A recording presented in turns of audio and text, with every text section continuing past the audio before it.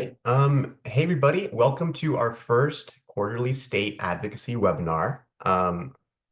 We have an excellent program for you today, discussing rare disease legislative victories and upcoming opportunities for us to participate in for rare disease advocacy. This webinar is as part of the Rare Disease Legislative Advocacy Program put together by the Every Life Foundation for Rare Diseases. Thank you so much for being here. Just some quick housekeeping. If you would like to ask a question, please type it in the Q&A box, and a member of our team will direct it to one of the panelists towards the end of the session. And then a reminder for any media that might be attending, we ask that media formally announce their participation and refrain from quoting any of the discussion during the webinar. We encourage media to follow up with participants after the webinar for direct quotes. Today, we're joined by Kelly Fitzgerald, the Vice President of Grassroots Development for the Alliance Group, Will Hubbard, the Grassroots and Advocacy Manager for the National Psoriasis Foundation, Sky Collins, the founder of Oklahoma Rare, and Emily Stouffer, the State Policy Manager for the Every Life Foundation for Rare Diseases. The agenda of today, well, we got introductions out of the way. First, we'll have Kelly give us an overview of newborn screening RUSP alignment in Virginia, the status of our legislation there, the legislative fight, and what RUSP means for rare disease patients in Virginia. Then we'll pass it over to Sky for a discussion around rare actions in Oklahoma and upcoming opportunities in Oklahoma to get involved in some good advocacy on rare disease issues. And then we'll pass it to Will for a discussion on prior authorization, understanding what it is, and a comparison of prior authorization across different states. And then finally, at the end of the hour, we'll wrap it up with an audience question and answer. Emily will be supporting Kelly on the RUSP overview, as well as she'll be participating by helping answer questions towards the end of the session.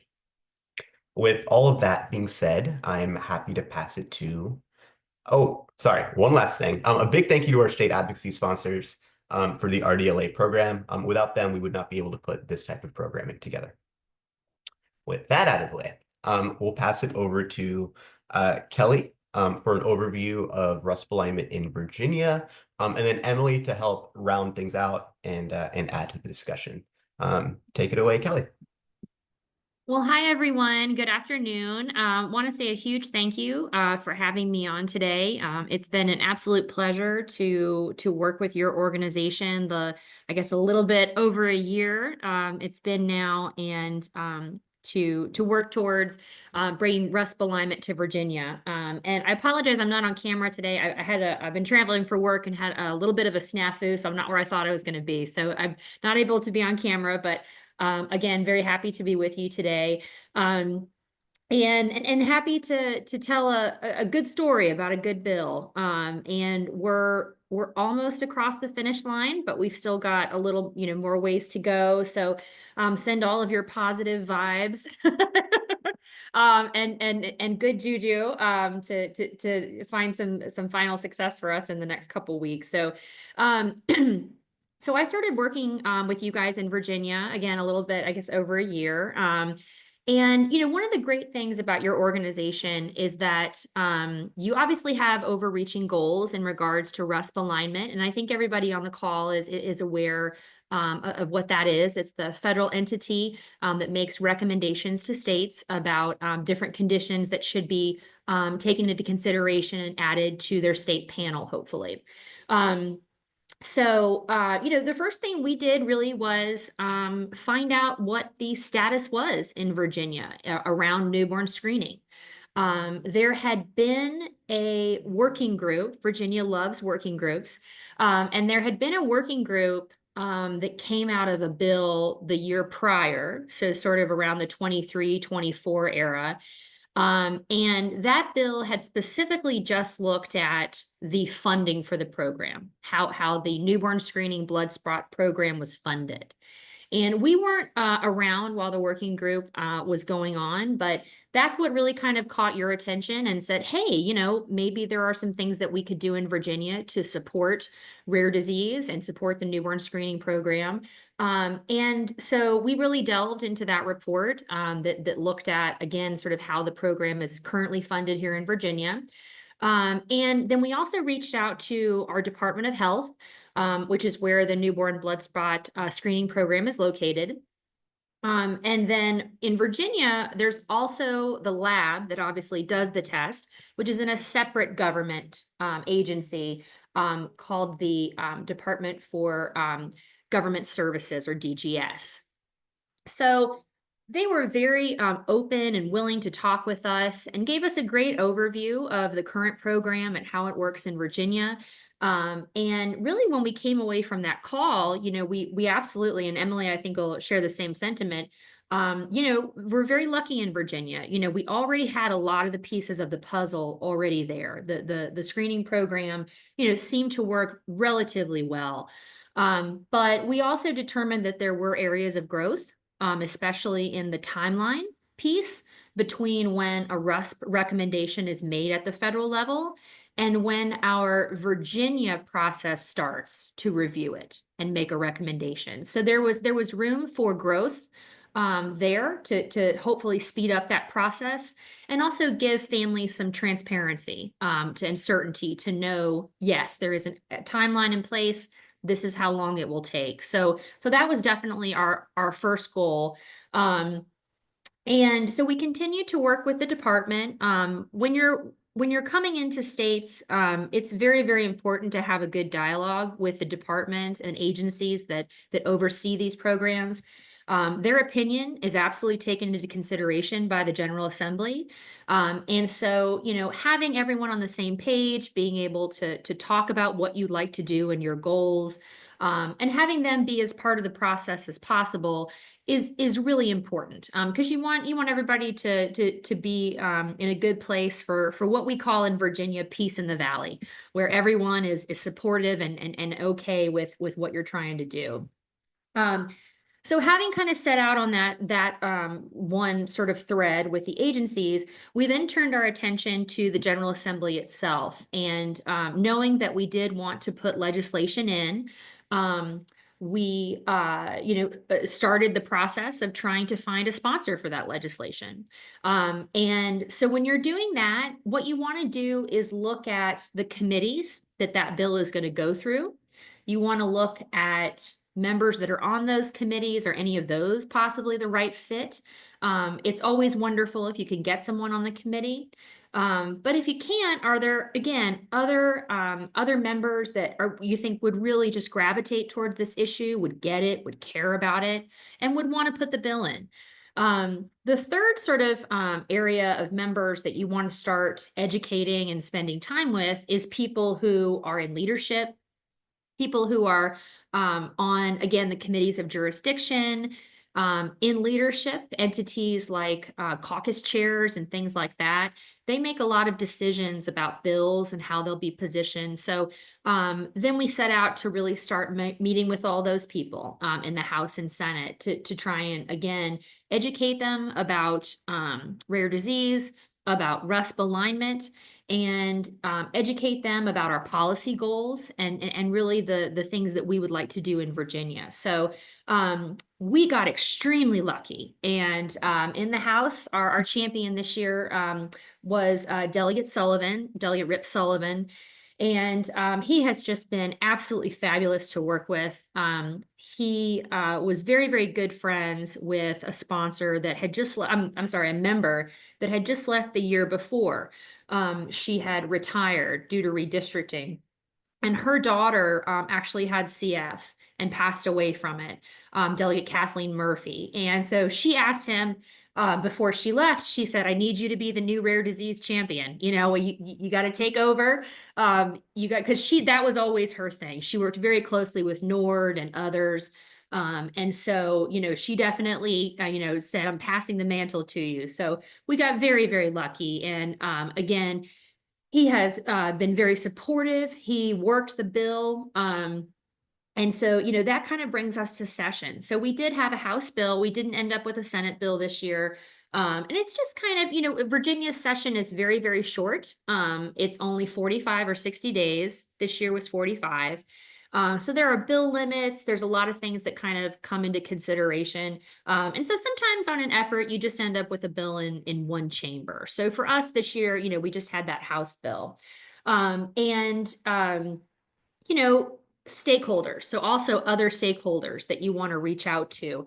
Um, it was very, very helpful for us to have had that working group report from the year prior, because the people that were on that working group, we knew those were the people that were going to care about this bill. So we also started reaching out to them, like the Hospital Association, our Association of Midwives, the different providers that actually do the test, um, and a few other people, again, to make sure that they knew what we were trying to accomplish. And we were able to work with them on some language that they wanted added, and we came to good agreements on that. So we got their support as well. And then that kind of brings us to session. So when the bill came up, it's Virginia. It's Virginia. And we always get things fast and furious here. And so, we had some more work for us during session to work with the Department of Health and DGS, to work through the timeline piece that we wanted to do, to make sure that they were comfortable and on board. And I want to give a huge shout out to Dylan and Emily for their amazing help. They sat down for hours with the Department of Health to take them through everything, and we got to a yes. So that was really amazing. And again, the goal of that bill is to uh, give a very transparent timeline to when that RUSP recommendation is made and our Virginia process starts. And so that's, uh, everybody knows what that is. And also just to put the rest of the program in code. It was only in statute. And so having it in code also protects the program for the future. It protects the way that we fund it. So all of those are really important. And then a huge thank you to everybody along the way who's helped with grassroots and support letters. There was a wonderful lobby day that you guys did that was awesome. And so again, we had some twists and turns at different points. We ended up having to go to the Appropriations Committee, which is the money committee, and again, had to navigate a few different twists and turns. But Delegate Sullivan again was so supportive and really stuck with us through those twists and turns that are completely normal. Session is very fast in Virginia, and we made it out of the House. And then we got over to the Senate. We got out unanimous from both of those committees. And then again, had to do a bit of work in the money committee at the end to try and make sure that everybody understood the resources that were necessary for the program and how the departments could get those resources. And so we're hoping that that's settled now. But the bill is, as we said, over at the governor's desk, and he has until March 24th to take action on that bill. So he could amend, veto, sign, or not sign. If he doesn't sign it, it still does become law. So we've been trying to educate his staff about the bill. We sent over a great support letter that you guys put together. And then just trying to make sure that the agency is feeling comfortable and good too, still the Department of Health. But I think, Delegate Sullivan is feeling very good. And again, with the votes that we got, bipartisan support, just across the board in both chambers. So we're very, very hopeful. I will say, Governor Youngkin, he has not been like our past governors who generally, when something comes over from the General Assembly, that signature goes on it. His administration has been different, and they have been much more active in the amending veto portion. Sometimes there's some rhyme and reason, and I'll be honest, sometimes there isn't. So we're doing the absolute best we can, again, to let him know of all the support, the different entities that we're able to work with, our bipartisan votes, and also just to be a resource and answer any questions. So I think we have done an amazing job. You guys have done an amazing job, as have the advocates and Delegate Sullivan. So I think I hate using sports analogies, but I think we've left it all on the field. And so we're just really hopeful for a good outcome. So I'll let Emily fill in anything that I've missed. Well, I think that was perfect. I don't know if I have much to add. But thank you, Kelly, and ditto to everything that you said. One thing I'll just like reemphasize was how important the um, patient voice was in this and the support that we had. We had over 40 organizations join our sign-on letter for this, and we had um, several people submit written testimony into committee, and we had a lot more people, I can't think of the number right now, but email their legislators in support. So we're really excited about this movement, and hopefully you'll be seeing a notice from us soon that the governor signed it and that it'll become law. To give a little bit of context nationally, so far 12 states have passed newborn screening RUSP alignment legislation like this. So Virginia would be the 13th state. And we are also working on similar legislation in Wisconsin this year.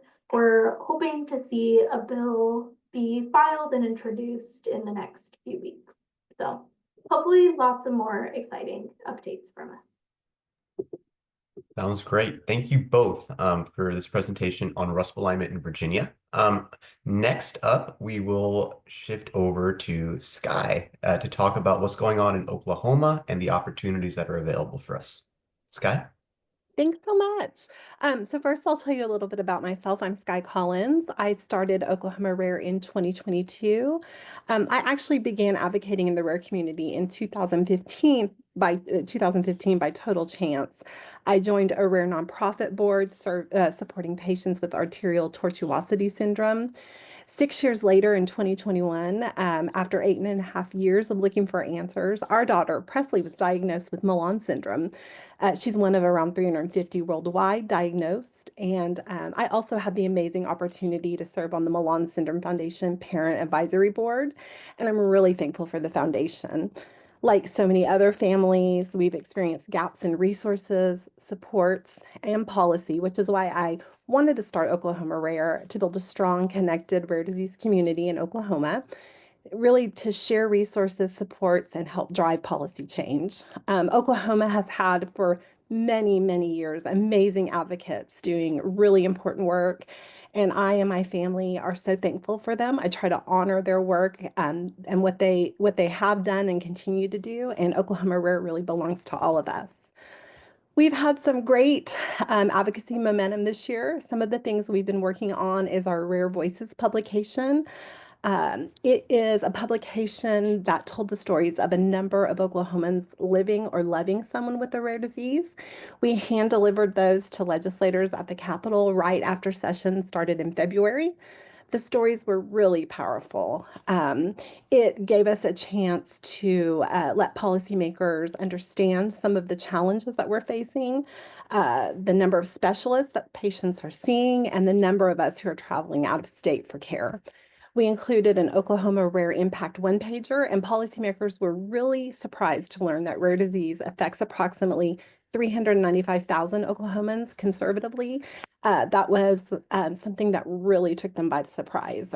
We've also scheduled a Rare Disease Advocacy Day at the state capitol in partnership with NORD and Hughes for Hope. It was planned for February, but we did have snow and ice and severe cold, so it was rescheduled for this coming Tuesday, March 18th from 1 to 3 p.m. We're really looking forward to it, and we'd love it if you would share with your networks. There's a QR code in the second image on the slide, and that'll link you to the registration page. I can also throw it into the chat. Policy-wise, Oklahoma had 3 RDAC bills introduced this session, 2 in the Senate and 1 in the House. Senate Bill 207 made it through committee and it's been placed on general order. We're watching to see if that progresses. Like Virginia, sessions are really fast in Oklahoma.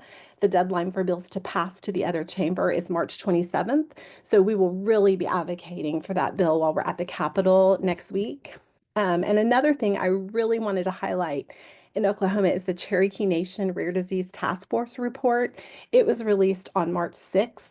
While I'm not personally involved in that, two of the Oklahoma advocates that participated in Rare Disease Week, they're really integral in that work. The task force was created a year ago, and as a result of it, Cherokee Nation has formed a permanent rare disease advisory group. And an exciting date to note is the second Cherokee Nation Rare Disease Summit. It's going to be held on June 12th in Tahlequah, and I can also share that link with you all. So I'm really excited about the strong advocacy work in Oklahoma and really grateful to EveryLife for giving us a chance to share. Thanks, Sky. If the group has any questions for Sky or Kelly or Emily, feel free to drop them in the chat. We'll be able to get to those towards the end of the session. Absolutely, please check out the QR code if you'd like more information about Sky's Advocacy Day next week in Oklahoma. Next, we'll shift over to Will to talk about prior authorization, what it is, and the differences we see across states. Will? Yeah, thank you so much. And thank you to EveryLife for having me here today. So yeah, I'm going to talk a little bit about prior authorization. I'll try to keep it to 15 minutes or 10 minutes. And I apologize because prior authorization is a big topic, both in terms of what it looks like at the state level, how insurers have used it historically and how that's changed, and then also a bit how states have addressed it each in their own ways. And then finally, a bit about what happened in Virginia this session, which is encouraging so far, but as with the rest, we're still waiting on the governor's approval or veto or amendments to the bill that we pushed this cycle. So yeah, prior authorization is a payer-initiated cost control practice in which physicians and other medical professionals must obtain advance approval from the health plan before a prescription medication or a healthcare service can be dispensed. You'll notice I was looking this way. That's because I was reading the definition off my screen, which is the AMA's definition. I'll quibble with this slightly and say that in some cases, you can actually dispense the medication or the service before the approval, the caveat being that the patient agrees that they will take responsibility for any costs if the approval is not granted in that circumstance. So that's a little wrinkle that again varies based on the plan and the state laws that you're talking about. I think, you know, I read that definition and it was very precise, but I think that this is a topic that everyone has some sort of intuitive sense of because prior authorization is ubiquitous, right? Whether you have a rare disease or you're just filling some of the most common scripts for prescription medications in the country, it is common that your physician will have to fill out some paperwork demonstrating the need for the medication, right? For the insurer's satisfaction. Now, insurers, like I said, they view this as cost control basically, and they also want to make sure that the scripts that are being filled are legitimate and appropriate, right? That's sort of their line on it.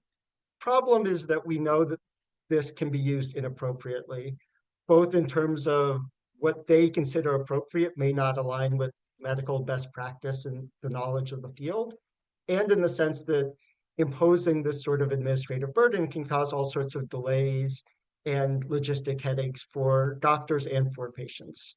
So a common example I'll give here is a practice called step therapy, which is a form of prior authorization. Sometimes it's also called fail first, in which one of the preconditions to get a certain medication is trying one or more other medications that the insurer prefers, right? So your doctor says this is the medication that's best for you. They send in the prescription. The insurer comes back and says, well, according to our system, we prefer the patient to try X, Y, and Z before they get that script filled. And they can do this if the state hasn't passed laws limiting this practice, even if the patient has tried that medication and had poor results with it, or even if the physician thinks that course of action is inappropriate for the patient due to a contraindication, some comorbidity that it wouldn't address well, or even an allergic reaction. So this sort of goes to my point where I say that prior authorization sounds great in theory, and some limited amount of it is appropriate. You know, you want to make sure that if you're filling a script for a medication for some rare condition, that the patient actually has that condition. You want to make sure that everything's sort of in alignment within your system, but it can cause delays. It imposes lots of costs for physicians because the way that prior auth is administered in practice is so logistically intensive, just satisfying those requirements. And then it can be used in inappropriate ways or administered in inappropriate ways. Another example I could cite here is how those forms are processed on the insurer's end. Those of you who follow the news, ProPublica ran a series of stories about this about a year ago, documenting that the people reading the forms were encouraged to respond to them almost immediately, and that people within some of these insurers' sort of internal systems were being given demerits and punished for accepting too frequently on certain forms, right? So this is an opaque system. In many states, the insurer isn't obligated to give clear feedback on why the prior auth was turned down. And so there's real rife potential for abuse here, including the use of AI and other tools to just really rapid fire go through these without considering the patient's needs. So, sorry, that was a lot of background of what prior authorization is and why we think it's inappropriate, or at least can be inappropriate in certain circumstances, and topics that I know lots of people on this call are presumably familiar with. But it's helpful to give that background because it gives a sense of how many different surfaces there are to address this practice, right? How many different knobs and dials that the state can work with when trying to address prior auth and bring it into closer alignment. So on that subject, our team at the National Psoriasis Foundation has tracked about 40 something states that have passed at least one law to do with prior authorization. So a clear majority of them. Now, not all those laws are created equal, right? Some of them do very little and others are fairly expansive, but it shows that lawmakers do have an awareness of this problem and they're thinking of different ways of addressing it. So what does that look like? Well, many states pass laws that set timeframes for responses. You know, if a patient has an urgent need for medication, you don't want them waiting 3-4 weeks while their insurance processes a claim before they can get that, right? So about 23 states have passed laws that say you need to get back to us in this time frame for a normal prior auth request, and then for an urgent request, there's a shorter timeline. So sometimes that'll look like, you know, within 3 business days for a prior auth request, and then within 24 days for an urgent prior auth request, right? That's one example. Another thing that states have done is heavily restricted the use of prior auth in different spaces, depending on the sort of sensitivity of the claims that you see in those spaces. So one example is certain states have said, well, we're going to allow less prior auth in the mental health space or in the cancer space. This is a measure that at the National Psoriasis Foundation, we haven't taken too strong a stance on. It's certainly not something we oppose, right? We understand the danger of prior auth in these spaces, but our position has been that this is a problem for patients with all sorts of diseases, right? Whether that's in hematology, oncology. We don't want to be too prescriptive and narrow. So in many of these states, we say, well, if you think this would be inappropriate for a patient with these conditions, can we consider expanding it, right? But it just is a fact that this is an approach many states have taken. Another thing states have done is they've imposed transparency requirements, both in the availability of prior auth forms showing what you need to document, right? Saying you have to make these available to the public. It's not just good enough to have these on a portal that physicians can see. They need to be online and publicly available. But they also require transparency in the creation of forms. So, you know, how did you come to these determinations? Why are you saying these are the requirements for a patient? You need to have a public-facing process that incorporates the advice of physicians who are experts in that field. And then finally, transparency in decisions. So at least 10 states have passed laws saying that the insurer needs to publish on their website a percentage of prior auth appeals that were made, the decisions that the insurers made, and then the acceptance rate for any appeals that were made. It's from these bills that we know that a majority of prior auth claims are accepted, and then a majority of appeals when a prior auth is denied also are accepted, which sort of goes to my point of how rife the system is for abuse, right? despite the fact that insurers are imposing all these requirements that delay care, sometimes deter care altogether. Vast majority of prior auths, they're saying yes. And then even when they say no, when the physician sort of pushes them on that point, a majority of the time they say, yes, we agree, you were actually right. Another thing that you see is qualifications of the reviewer and the process of review. So this goes to, you can't have people who know nothing about medicine processing these just with some sort of checklist, right? They need to actually understand what's being represented in these appeals and in these requests for prior auth. And then also you can't necessarily use AI. You need to sort of make publicly transparent your process for going through these. One more thing you see is extending the validity of a prior auth determination. So for a medication I take, every 30-day shipment, my doctor needs to put in another prior auth. Many states have said, let's cool the jets on that a little bit, right? Let's say it lasts for a year, 5 years, as long as you're continuously on that medication. It varies state by state, but this is another approach. And then two more really quickly, because I do see we're coming up on time. One thing that some states have done is something called gold carding, which basically says we'll track how often the physician's prior auth applications are accepted. And if over a large enough sample size, they can have a 90% acceptance for a certain medication or class of medication. We'll just say that in perpetuity, when they prescribe that medication, it bypasses the prior auth process, which is very physician friendly, obviously, right? They dislike having to have teams that are doing this sort of administrative work. Now, this is an approach, like I said, it's been seen in 5 states.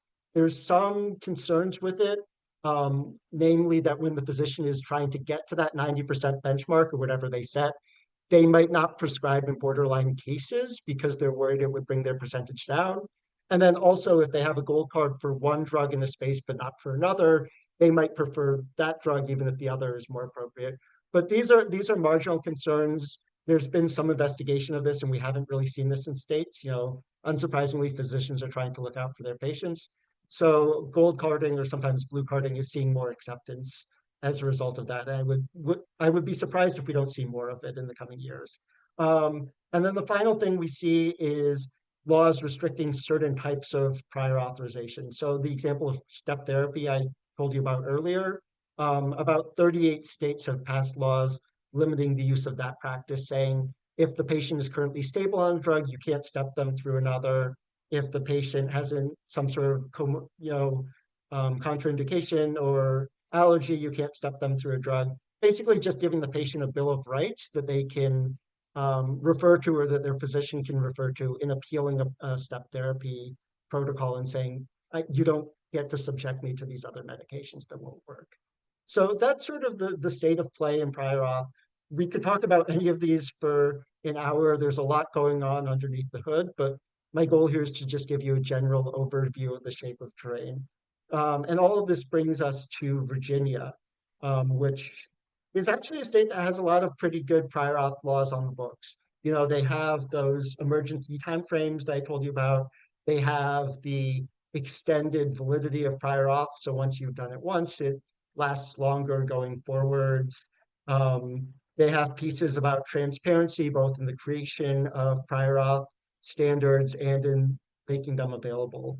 But one oversight that was in the law prior to this year is that many of these protections only applied for prescription medications, right? Which is what we all think of with prior auth. You know, throughout this, I've been talking about prescription medications. There's this whole other space of medical services where many of these protections did not apply. So this could be anything from physical therapy, a surgery. You know, for psoriasis, there's a intervention called phototherapy, which is the use of UV light to control psoriasis on the skin. And if you're going to a provider's office to get that rather than doing home phototherapy, that would be covered under this. Maybe even home phototherapy. I actually am embarrassed to say I haven't looked at that space in the prior auth of it. But it just goes to my point that there's a massive set of medical interventions and services that also require prior auth where none of these protections apply, right? So the insurer could still wait 3 weeks before getting back to you. they could still, have completely opaque forms where it's not clear why they're turning you down. And so this year, the legislature considered two bills, House Bill 2099 and Senate Bill 1215. Identical text, just introduced both sides to increase our chances that one would survive crossover that address this problem. Now, they didn't copy the Virginia law on prescription medication exactly, but they copied it fairly closely.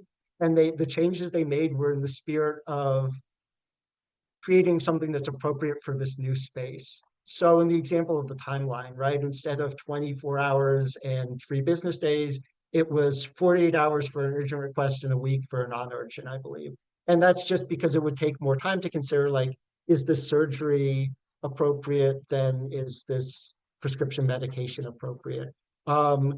But in all other respects, it's a one-to-one where any sort of protection that patients were given in the prescription space, they got an equivalent or identical protection in the medical service space.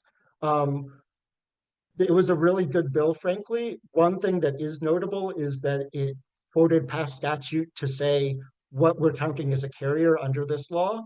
And unlike the protections for prescription medication, this bill included carriers that are Virginia administered. So Virginia Medicaid and CHIP are also governed by this. Now, we think that's because for the other space, the prescription drug space, there weren't really strong prior, or there already were strong prior auth protections on Medicaid, so they didn't need to duplicate that. Whereas it was still a bit more of a wild west, the health services, so they did feel comfortable extending it. And so that's the context of the bill, sort of how we got to it.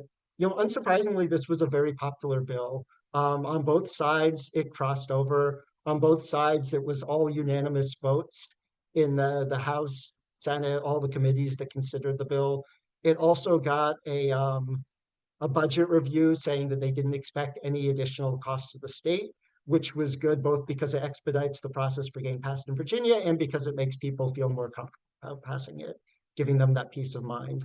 So that's the context for the bill. We're very optimistic that the governor will sign it or just choose not to veto it, which would have it go into effect. The only potential concern I've heard about is he does have the option to suggest amendments to sever certain parts of the law. And there's some thinking that right now, federally, there's concern about the funding of Medicaid. And so he might say, well, let's make this all apply to commercial insurance, but let's separate out Medicaid because we're already concerned about funding there. If that were to happen, then it would go back to the legislature for a special session and they'd have to vote on whether they could overrule that suggestion on his part.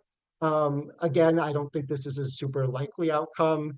And if it did happen, I think there's a good chance we would have the votes, but that's sort of the only caveat there. So that's a quick rundown of this prior auth space and then specifically what we've seen in Virginia. It's a really encouraging development and just a huge thank you to all the groups who have worked on this through this sort of sprint of a session as Virginia always is, especially EveryLife who during their Hill Day brought this to the Hill and really raised it to lawmakers' attention. So that's my piece, and I'll turn it back to you. Thanks so much, Will. We are now going to move into the Q&A, but I see we don't have any questions in the chat yet. So we do have some wonderful comments, but no questions yet. So what I'm going to do is I'm going to move on to the next section, which is just the announcements. And if there are any questions that pop up during that time, I will call them up as they arise. But just a couple of announcements for the group. So our next RDLA webinar is March 27th from 1 to 2 p.m. You can register at that link there. Kenley will actually drop it in the chat. And our next Share Your Story webinar is April 1st from 1 to 2 p.m. Eastern Time. We also have a cool opportunity coming up called Rare Advocacy Learning. This is our 4th year doing this. It's a series of 6 seminars that are for advocates with prior advocacy experience, hosted by here at RDLA, and it educates folks on advocacy and some of the issues we work on, and the goal is to just level up your advocacy game. The program runs from April 21st through June 6th. Applications are open now and they close on the 21st. You can register for this program and get more information at the link on this slide, and it should be in the chat as well. And then we have a couple of save the dates. The first one is Rare Across America, which will be from August 4th through the 15th. It's an opportunity to meet your member of Congress in district and educate them on issues that are important to the rare community by sharing your story. Registration for this opens on May 12th. For more information, visit rareacrossamerica.org. And please save the date. May 12th is when we go live. And then the other save the date would be the Youth and Teen Advocacy Day. And this is for advocates between age 10 and 18 years old to virtually meet with their member of Congress and share their rare disease story. Parents and guardians are welcome as well. Registration for this opens June 17th. For more information, view the link on the slide, and it should be linked in the deck as well. I see we have a question. How much advocacy experience does one need to qualify for the education group? I don't think that we have hard prerequisites for something like this, but the material that is discussed in this program is stuff that, if you've been involved in advocacy already, you'll probably get the most amount of use out of at that level. I hope that answered your question. There are any other questions? Happy to take them now. Seeing none. Thank you so much for being part of our program today. A big thank you to our panelists for their presentations, and thank you all for being here. We'll catch you at the next quarterly state webinar, if not sooner, at some of the other webinars that we linked here. And no, the youth program is not closed yet. That's a save the date. We can provide more information at the links that are in the chat. Thank you all for hanging out with us today.